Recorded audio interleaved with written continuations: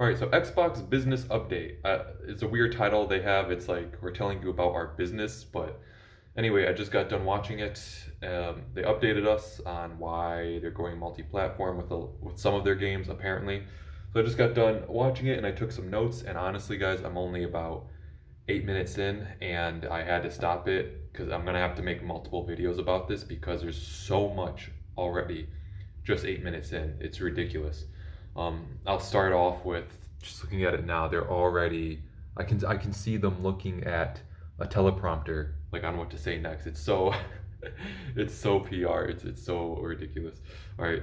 So first they talk about, well, first off, it's the three people there all work at Microsoft Xbox.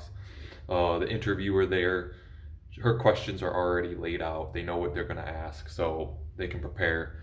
She asks, all right, so the first thing I wrote down, Activision Blizzard is now a part of your portfolio. They aren't, they're technically a part of your portfolio, but you did not make those studios. The games that they made, you did not make. Again, you just bought Activision Blizzard. You just bought them. Just because Activision Blizzard is now underneath the Microsoft and Xbox umbrella does not mean that those are your games that you made. It does not mean that Call of Duty 4, Modern Warfare, it does not mean Call of Duty Black Ops 2 were all made and developed by Microsoft. No, you cannot put your name on it and then say, "Oh, it was always us." No, that's not how it works. So yeah, they're a part of your portfolio technically now, but that doesn't mean anything. But two, so they originally planned in December to talk about Activision Blizzard, but now they have to talk about their exclusivity issues. So yeah, they cannot. They're basically pressured to talk now about the exclusivity stuff. They were just going to talk about Activision Blizzard as if we care. And now it's so funny. Phil Spencer just comes out and says, "Yeah, actually, we need to talk about our exclusivity stuff. So let's talk about that now." So he says it's just 4 games for now. And if you guys don't know a common tactic, you start small, so it's not a big deal, and then you slowly increase incrementally until it's all of your games. So it's 4 games for now. That's their only defense. Every decision is long-term health of Xbox. Yeah, okay. So he was saying that this is for Xbox. It's the right choice for the long-term health of Xbox. It's to build a platform. Um, but how can you build your platform when you're getting rid of your exclusives? How is that good for the long-term health of Xbox? How does getting rid of all of your exclusives make the platform of Xbox good? If Nintendo got rid of all of their exclusives, no more Mario, no more Zelda, no more Metroid, would that be good for the Nintendo platform? No, it makes no sense. Use what other platforms have to grow franchises. Okay, so he wants to use the other platforms like PlayStation and the number of PlayStations that have sold to grow franchises. He just said he wants to grow the Xbox platform. Now he is saying that he wants to grow franchises. Which one is it? Because and it's annoying too because he keeps saying platforms. It's just say PlayStation. We know you're talking about PlayStation. Just say PlayStation because you're already on PC. So just say PlayStation. So yeah, you can put your games on the PlayStation and grow the franchises, but it doesn't grow the Xbox platform. And Phil Spencer, he says he doesn't want to name the he doesn't want to name the games, the 4 games that are coming. And he says it's because it's not fair to the teams working and that they should announce it, not Microsoft, even though Microsoft's the one making the games and funding them. But the real reason he doesn't want to name the 4 games is because it will be good for Sony. People will see that they're coming to the PlayStation. It will increase the Sony stocks, and it's just good for Sony. That is why it's good for their stock. It's good for Sony's business. It's not because he wants to give the respect to the studios to announce, hey, our games are coming to PlayStation. And then he's like, but don't worry, well, not him, the interviewer, what about Starfield and Indiana Jones? Because that was totally planned. And he's like, not Indiana Jones and not Star Wars. Thank God. Thank God. Um, I don't know anyone who's excited for Indiana Jones. I guess it is maybe an Uncharted. They're trying to be like Uncharted and Starfield. Nobody even plays anymore, and that game was awful. So Phil Spencer goes on to say that in 10 years' time, or not, in 10 years, game exclusivity will be a smaller and smaller part of the gaming industry.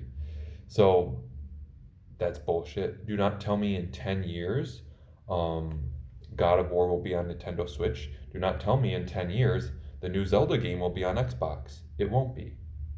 And he might be talking about the few titles from PlayStation and Xbox that go to PC, but that's not what we mean when we're talking about multi-platform. So he mentions 10 years ago, um, he started to see games go multi-platform and leave the exclusivity of consoles, and that it started to die 10 years ago. So 10 years ago was February 2014.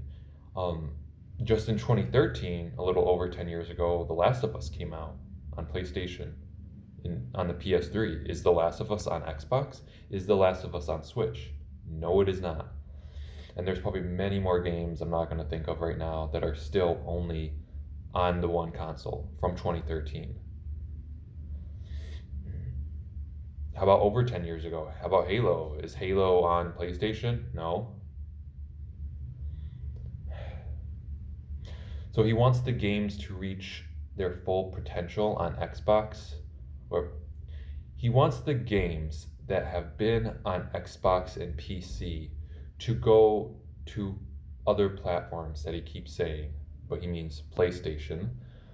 He wants them to go there because he says they have reached their full potential on Xbox and on PC. What does he mean by this? He means that they're not selling anymore because the games are old. So he wants to put it on PlayStation. Now the PlayStation community might buy it, it might bring news to these games, reinvigorate it. So when he's like, yeah, it reached its max potential, it means it's reached its max number of sales. Uh, and so he's saying that right after this, he started saying that for these games, like for example, the franchise that's going from Xbox and PC now over to PlayStation and maybe Nintendo, for them to have a sequel or for them to continue on in some way or a prequel, for them to add content, for them to make another game that's similar to that, they need to put it on another platform. Okay, that means that it just didn't sell well on the Xbox and they didn't make enough money. That's all that means. It has nothing to do with they reached their full potential. He's literally saying it cannot continue because it didn't sell well. Yeah, so they need more sales for it to exist, for that franchise to exist. You can fix that. Make the game good. I guarantee the 4 games that he's talking about are games people don't care about. Make the game good, and then people will buy it. If Spider-Man PS4 was actually Spider-Man Xbox and it was the same exact game, I promise you right now, the Xbox wouldn't be behind like 1 to 2 right now. It might be PlayStation 2, Xbox like 1.5 or something like that, not 1 to 2. For every 100 PlayStations, there's 50 Xboxes. It would be every 100 PlayStations, there's 70 Xboxes if they had Spider-Man Xbox. But they don't. They don't have any good games. So he says it won't damage the Xbox and it will grow their business. So putting their franchises on the PlayStation will not damage the Xbox, it will grow it because it's about growing the Xbox brand. And then Xbox franchises, moving them to other platforms will make them more, it will make people more interested in the Xbox and it will bring brand value. Okay, cool. So if someone wanted to play Halo, the only game they cared about was Halo, but they have the PlayStation, all their friends are on PlayStation, they play Uncharted, they play God of War, all the PlayStation games, but they want Halo. Great. Now Halo's on Xbox, and now they just play PlayStation and then sometimes play Halo on PlayStation. How does that bring? How does that benefit Xbox at all? How does that bring brand value? And then he's like, right now it's only 4 games. It's only 4 games going. But he was just saying it won't damage the Xbox. If it won't damage the Xbox, why don't you just send over all of your games? Send every single game.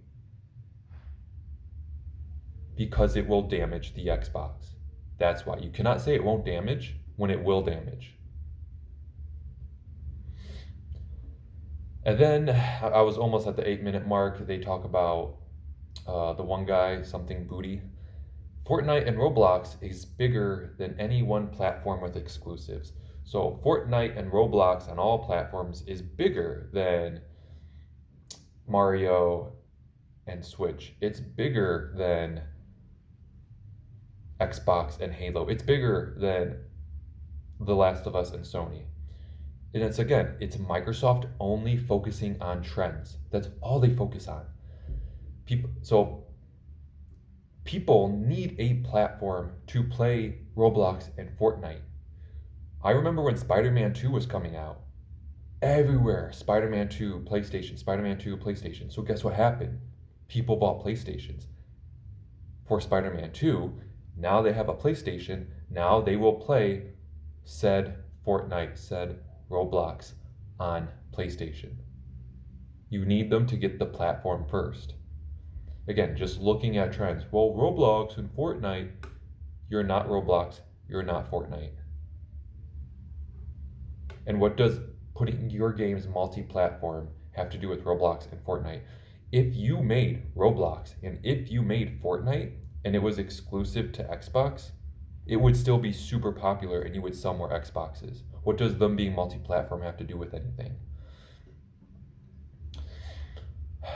And then they talked about Game Pass, but don't worry, we'll give you a reason to buy the Xbox. Game Pass is still only available on Xbox, even though I think it's on PC though. And some games are only on there. So you still have to own an Xbox to get Game Pass, to get the games that are only on Game Pass on the Xbox. What are those games? What games are only on Game Pass that I actually want to play, that you actually want to play, that make it to where you have to get Game Pass on the Xbox because it's only on the Xbox? There's no game. There's no game. And then this girl in the middle, the one who kept looking at the teleprompter, she kept sitting there the whole time, just like,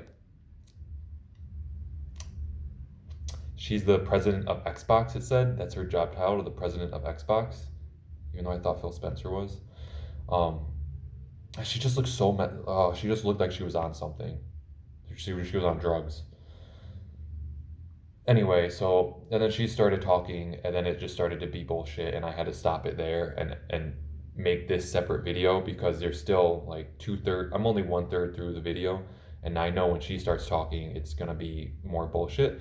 So tune in probably tomorrow. I'll upload part 2 of this, I guess, rant, because this whole business meeting to address the public was just complete damage control. All right, see you guys later.